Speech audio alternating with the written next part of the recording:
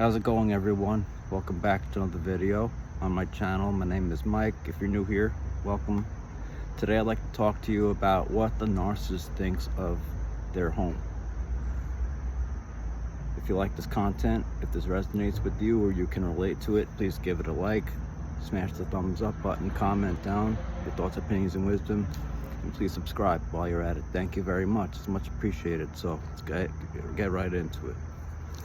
The narcissist sees their home, okay, because it's not always within the narcissist's name, and this we'll get to in a little bit, as a place wherein they can rip off their masks from the public and or their disguise from the people that they surround themselves with at work, family functions, even when you were with them, you know, flirting around with the wait staff and or just another park goer or an acquaintance of theirs in general, but they always want to seem as if everything's all peachy perfect on the outside when it's not. But I'll get into that in just a second as well. But regardless of what you were to them, nothing more than a disposable object. But the narcissist calls places wherein they do not actually live, maybe most likely, I'm not speaking for all, but they crash at people's houses. Maybe their parents, they've discovered that this person is a narcissist, or their own children. Okay, it can work either way. Why would you want to help fund a person who is hell-bent on destroying you in any way possible? Physical, emotional, mental, especially financial, which is what I'll get to in a minute as well. But the narcissist leaps from, or monkey branches from, one source to another source, and it's a vicious game like that. So they could have 1,000,001 addresses in the last 5-10 years that you wouldn't even know about it, but that's a totally different conversation to be had. But the narcissist doesn't like to be exposed to the outside world, as I've said, most of the time, unless, you know, they were perhaps an overt or a covert, I mean, not a covert, excuse me, like an overt or a malignant narcissist. But a narcissist is a narcissist. It doesn't excuse anything which they have said and done to you, or any of us here in this community.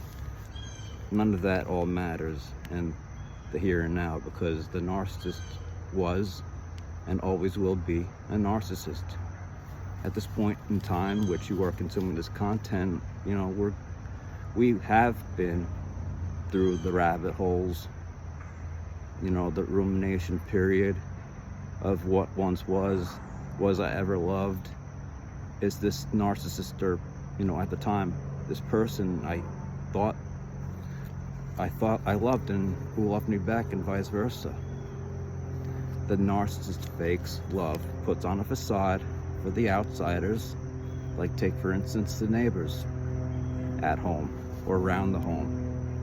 Most often neighbors in general are narcissists, at least where I'm living, and they can be very nosy too.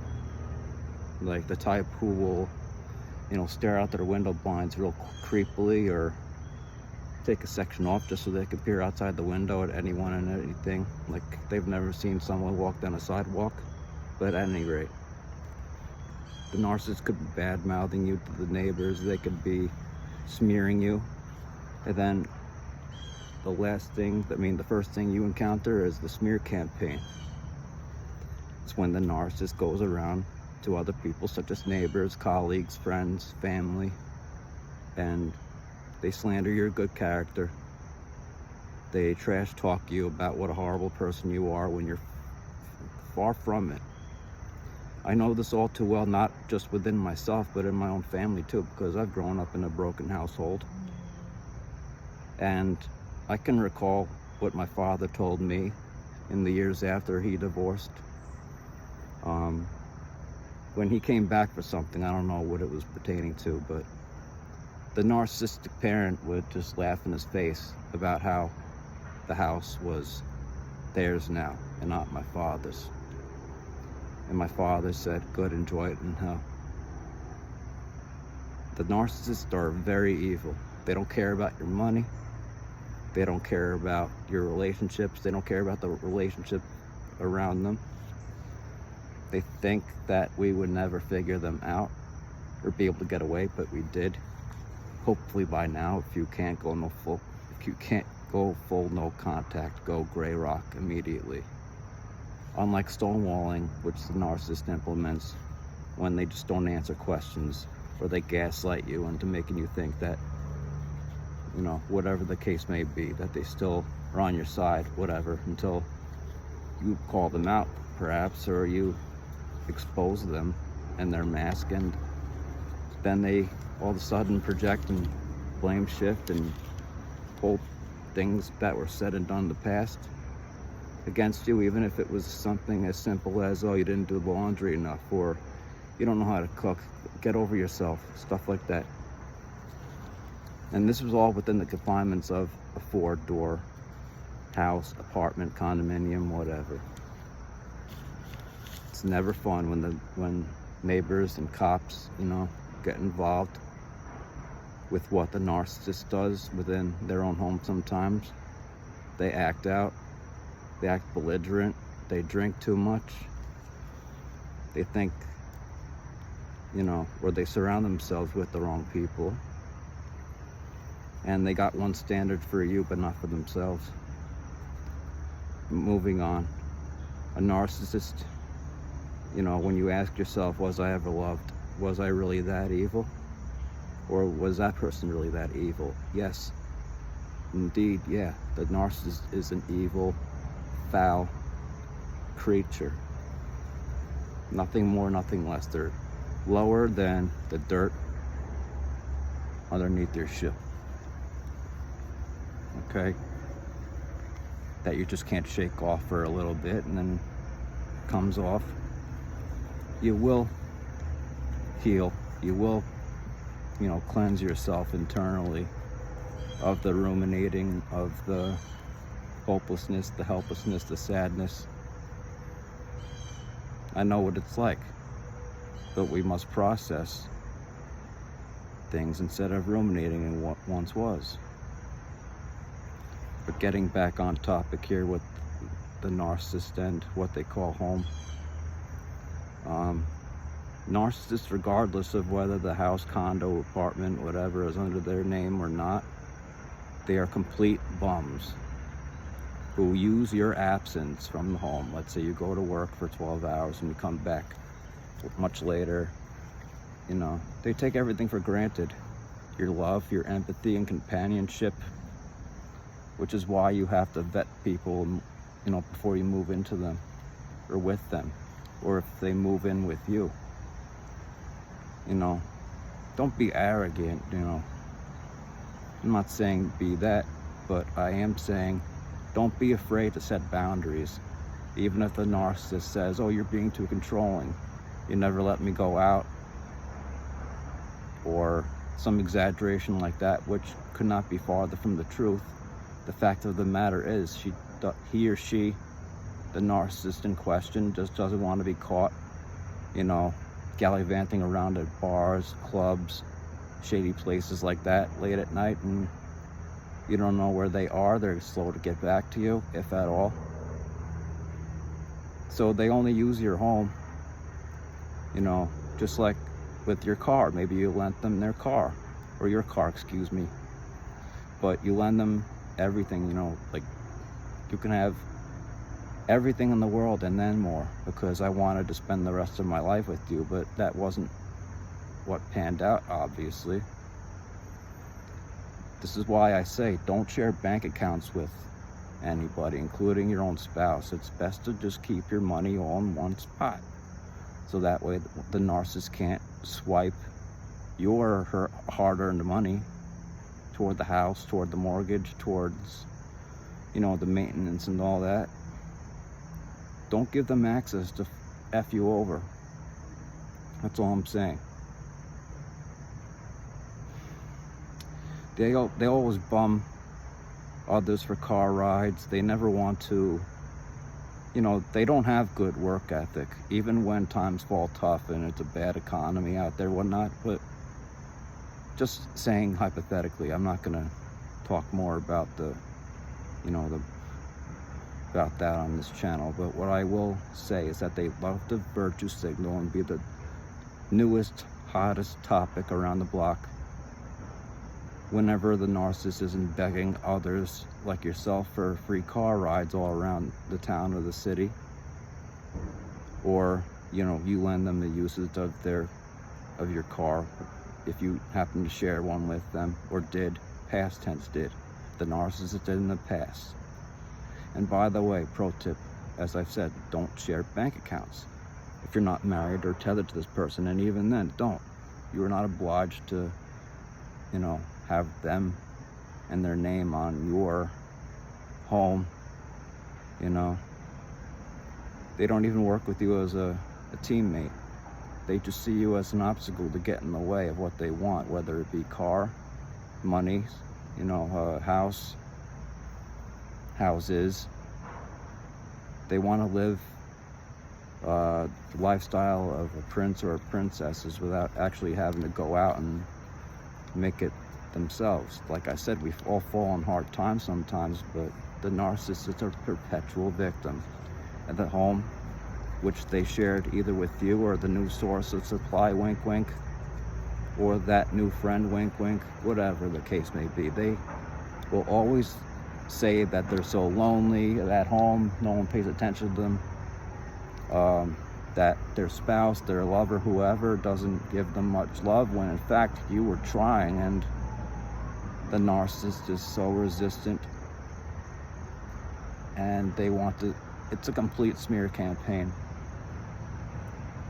That's no exaggeration. They are hell-bent on ruining your life, and they'll leave you high and dry, whichever way they will. All right. But whenever they're not using the car, they'll just bum bikes off of Craigslist and stuff. They'll search for free things, anything but actually have to earn the money, right?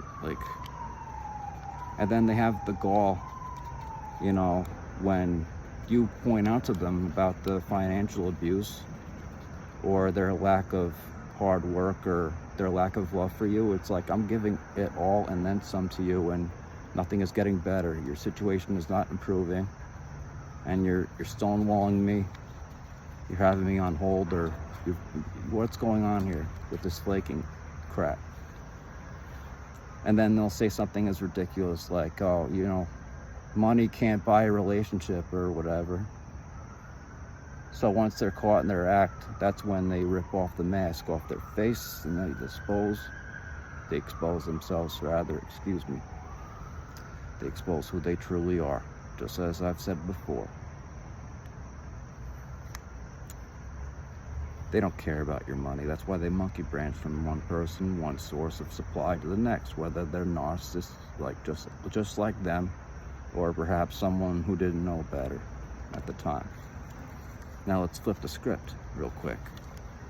The narcissist can be financially abusive no matter how rich or poor they are. They financially abused you. They maybe cut off your funds or your allowances or whatever it may be. Maybe it was in the business context, the employer who screwed you over, that narcissistic boss, was shortchanging you, underpaying you, not paying you for what you are worth. And I don't mean just by money either, but in general. Narcissists take people for granted in any context. Okay? As long as they are alive, they will keep jumping from person to person, source of supply to source of supply. Okay? And it doesn't matter, whether they're rich or they're poor.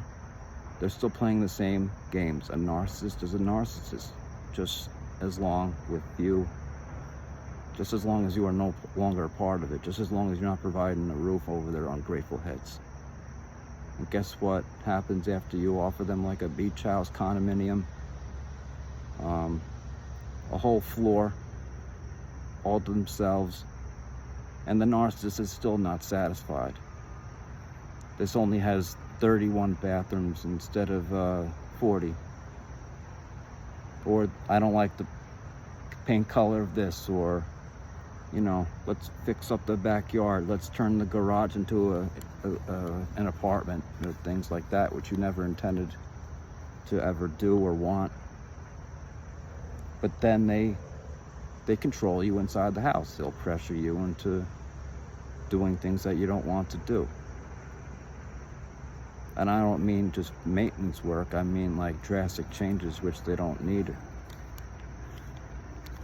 Because the narcissist, just as I've said, they will siphon you. They'll take you and your bank account to the cleaners. So before I close out the video, don't live with someone who doesn't think about you, cares about you, not for you, and who doesn't love you unconditionally. The home of the narcissist is a place wherein they can just plot their next scheme and their plans in between those four walls they're never grateful for. Then when you say, or something to the effect like you're taking advantage of me, this is not healthy, or you cut off their supply, just as I've mentioned, the narcissist really will lash out, because they hate it when their boundaries, their efforts at knocking down your boundaries, it's no longer in the picture now, in the frame, because we've hopefully taken charge of our life by now, and we've discarded the narcissist, and or they've discarded us, and we've moved forward. And if you were ever hoovered back into the relationship, if this person tries to rekindle things later on, don't forget what you ever suffered underneath, their home, on their watch, whatever else. That's very important. You left them, or they left you, for reasons which you may not or may know. Obviously their narcissism plays a big role, but they can never take accountability for anything else. And that's all I'd like to say for today. I thank you all for watching. I hope that this was helpful to you. Please like again, comment your thoughts and opinions and wisdom, and don't forget to subscribe. This is Mike. Take care and goodbye.